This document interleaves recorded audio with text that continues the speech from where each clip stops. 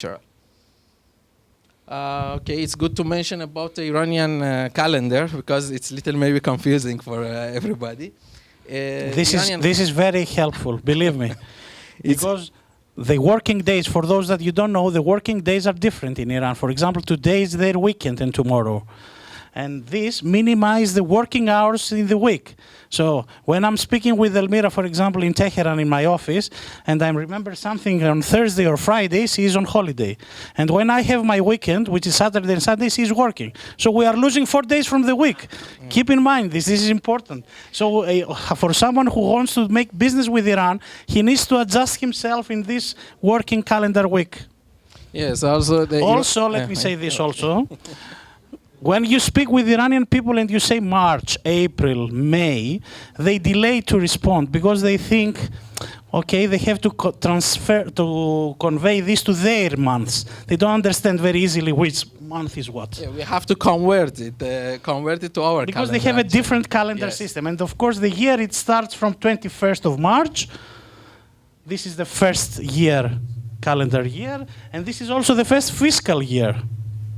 For example, I was in Tehran last time before, 3 weeks before this date, and the traffic was terrible because it was like a celebration over there and everybody was out.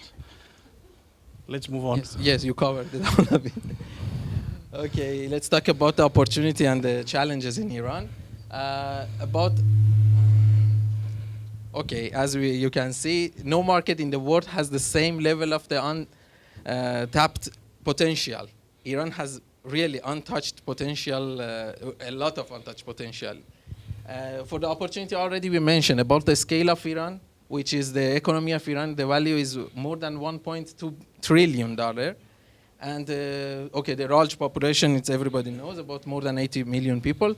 About the resource we already spoke, about the many opportunity almost in all the sectors, and skill of the people and the average age of the people also. And the need of the investment in Iran. I would like to focus on number 5 here, the need of investment. What is really need in Iran, what I have seen at least all these times over there, is the big need for innovation. They are very keen to listen everything which is related to innovative products, innovative services, etc. So after all these years with sanctions, they are with open ears to listen whatever, let's say, it comes to their in front of them in terms of innovation. So this is a great opportunity here. And of course there are challenges here. But I like challenges, maybe all Iranian they like it, because it makes a difference for the successful businesses actually. If you can deal it correctly with that, you will become a winner in the game. As you know, the sanction is lifting gradually. This is making unclear view of the business, and we have to follow it by day actually. And about financing, currently the banking system with all the world, the sanction about the banks is lifted, but until they connect it again and they create the trust between each other, it will take time for that. It's in the process, but currently it has a problem.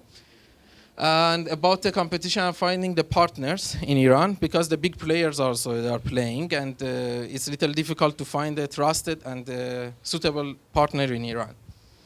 And about the IP patent and this type of issue also, everybody should move carefully in Iran to be full supported. And when I met one relative of this guy here in Iran, he presented to me one of his products, very innovative products, and he said, this is what I produce. And I said, okay, it was related to construction, which I have no idea about construction myself. So I told him, okay, this is something that you invented. He said, no, of course. But how you did it? We bought it, let's say, from United States, we analyzed it, and we copied it. So IP, intellectual property in Iran, it's something that I would recommend to you very seriously, to take it seriously enough. Because this is exactly the way that they survived after all this sanction period, and they were, let's say, they became winners after all. This is the reason. They close the door, of course, they produce by themselves. This is the way to survive. And about the custom duty, it has maybe differentiation between other countries to make it. The government of Iran makes something very clever, which maybe our governments, they are not doing it very efficiently. They enthusiastically promote the exports, and they demotivate equally enthusiastically the imports. So keep in mind also this. So the custom duties means that they impose very high custom, let's say, duties for some products that they don't need, and they promote differently the other ones. Okay, about the banking system in Iran, we can mention that there are 9 governmental banks mainly, and more than 22 private banks in Iran that are increasing also, and 7 investment institutes that are supported by these banks. You want to mention? As you can see here, there is no bank that you know in Iran. There are no foreign banks in Iran. Sorry? Okay. Okay. Try to transfer dollars with Citibank in Iran from here. And if you succeed, let me know. So my point is that there are no foreign banks. So why? Okay, it's a big market, the sanctions and all the things. What is important here is that I don't believe, and I spoke with many bankers, let's say in Iran, they don't believe that the foreign banks, they will eventually have real presence over there because of the size of the market, because of the difficulty of the market.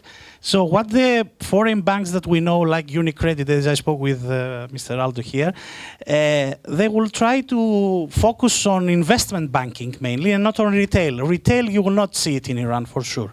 They cannot compete all these private banks over there. So their main focus will be definitely in investment banking. Eurofast ourselves, we are working very efficiently with Pasargad Bank here, which is actually an investment institution because they have many other investment and businesses, with Tourism Bank, which is private, and we cooperate with Turquoise Partners here, as you can see. Turquoise Partners is the first Iranian private fund which was licensed by European Union, and they licensed in Cyprus. And this is the first, let's say, step that some funds from Iran, they showed some activities outside of Iran. It's very recent, before some months it happened. Okay, in Iran also for opening account, you can open several type of accounts in the Iranian currency or other currency, and the individual or through the companies. Here we explain about the general condition of individual account. If you want to open it, you need one introducer from the one other bank account holder, and the approval letter from central bank, which is the background check. For the foreigner, it become reference letter and also valid resident permit. That's normal. And for about